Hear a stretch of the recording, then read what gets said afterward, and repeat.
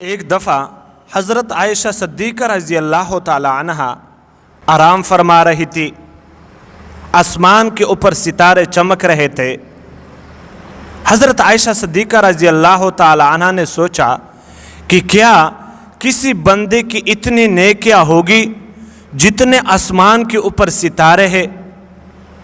پھر انہوں نے یہی سوال حضور صلی اللہ علیہ وسلم سے کیا، اے اللہ کے نبی، کسی کی اتنی نیکیاں ہوں گی جتنے آسمان کے اوپر ستارے ہیں؟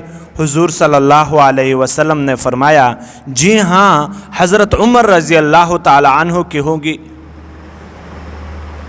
تھوڑی دیر بعد حضور صلی اللہ علیہ وسلم نے خود پوچھا، اے عائشہ، آپ سوچ رہی ہوگی کہ آپ نے میرے والد کا نام نہیں لیا۔